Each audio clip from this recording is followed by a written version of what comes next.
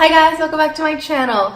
So for today's video, we are doing something fun and exciting. We're gonna go ahead and do another eyeshadow look with the Chanel Quiet Revolution blue eyeshadow quad right here.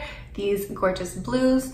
But before we get started, please make sure to like and subscribe and hit that notification bell on the side so you can know whenever I post a new video. So I follow this account on Instagram called We Love Coco, and they posted this blue eyeshadow look that's like, it looks very small and like cat eye a little bit, but like not too much. And the makeup artist Kate Lee actually did a few very fast Instagram stories on the page We Love Coco. So I'm going to try to recreate that look. They do have the video saved on the page, so I'm going to try to follow along with the steps. Maybe this will also help you if you did see this look, because I often find that when Chanel does makeup looks on their official page or through Instagram, they do the steps so quickly that it's hard to follow. So hopefully this will help break down some of the steps for you as well. So let's go ahead and get started. I'm very excited because this looks like a really fun look, but I'm also a little bit apprehensive because I feel like this could quickly get out of hand. But anyway, I have my coffee courage here with me. So let's go ahead and get started. I have their page open on the side, so if I keep looking, I'm just looking at their tutorial to follow. This feels like tutorial inception, like following a tutorial and then doing a tutorial and you guys are watching a tutorial. It's very weird. So in the actual video, they do the face makeup first, which I am not gonna do because in my experience, these blue shadows are pretty intense. So if there's any fallout, that's a mess. And in the video, they use a different liner. They use a blue liner. I think it's called Marine, the waterproof one. So I'm gonna go ahead and use a different one. I have this one called Blue Jean. Marine is in the waterproof line, whereas Blue Jean is just like the regular pencil. So they went ahead and just like drew a bit and then like smudged. So that's what I'm gonna do. Okay, so next up, they appear to take the darkest blue color in the quad and they take a little brush and kind of just like smudge it out, and they only use the dark one on the outside here. So I'm going to attempt that. She also seems to take the product and blend it into the back of her hand and then apply it. So I'm going to try to do the same as well. Maybe that helps with the fallout. I'm not sure.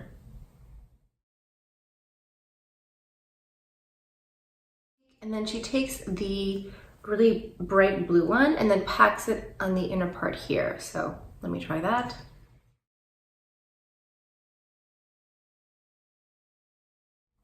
And then they seem to go back into the darker area. So I think I applied too much dark right away. Oops. They seem to just go back in here and kind of like blend it together.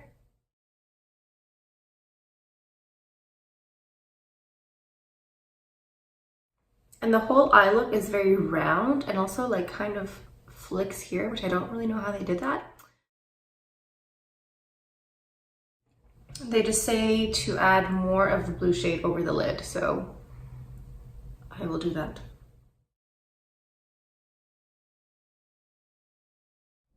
I feel like watching this puts me in a different perspective because usually I'm the one making the tutorial and in my head I'm assuming that everything is clear and concise. But now that I'm watching a tutorial and trying to follow along, I'm like, what happened?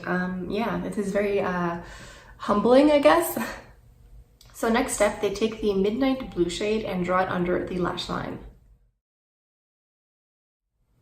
And they say to add a fine layer of the Midnight Blue shade over the lid. So here, I'm guessing.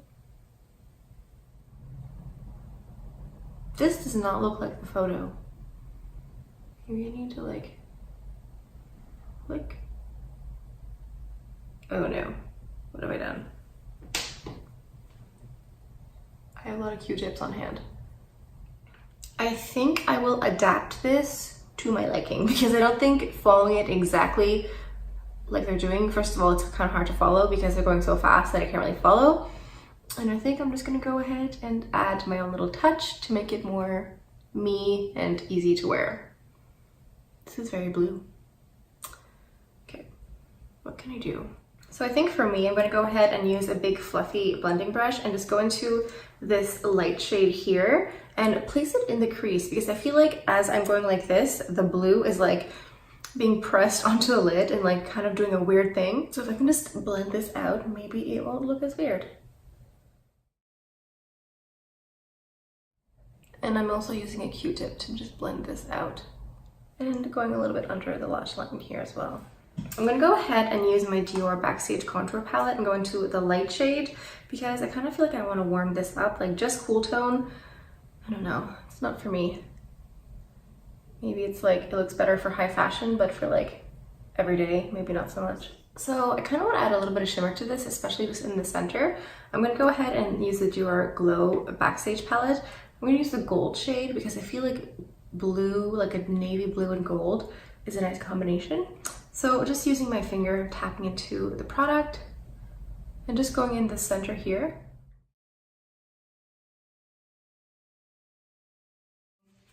Using another finger, we're just gonna blend it out. Okay, so I feel like this whole under eye looks very blue, so I'm gonna go ahead and use a little bit of toner and clean that up a little bit. Look at that. Good thing I did that.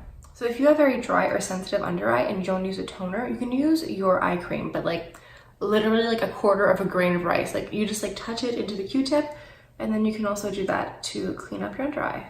I'm gonna go ahead and do my face makeup and come right back. So I went ahead and applied mascara. According to the video online, they didn't add anything in the waterline on the bottom, so I'm gonna keep mine bare as well. They went ahead and applied a nude lipstick, which I'm going to do as well because this feels pretty intense, so I think a nude lipstick is in order. Alright guys, I think this is the finished look. This video was a lot of fun, a little bit stressful. It's weird being in the position of watching a makeup tutorial. Usually I'm the one making them. So I really hope that mine are easy to follow and concise and clear. If not, let me know what I can do to improve. Yeah, I really love the page We Love Coco on Instagram. I really love the tutorials as well. I just realize as I'm following them now that I kind of wish they would slow down and not go so fast. And I do understand why they're doing it fast to like just, you know, be up to speed and be entertaining, but also it's kind of hard to like follow along, like wait, stop, pause. It's like, it's a little bit stressful. But overall, I do like how this came out. This is not exactly like in the photo or in the videos because I don't know, I think it's hard to recreate exactly a photo that you see online or in a magazine because first of all, you are not the makeup artist who created the look. Even if a makeup artist creates a look for a campaign or for a magazine, it's hard for them to recreate the exact same look on the same model. So for you to try to recreate the exact same thing that you see, it's a little bit tricky. So I think that being adaptive, or yeah, adaptive, that's the word, just being able to adapt certain looks to your features and to your taste and to your liking is important when you're doing makeup tutorials at home.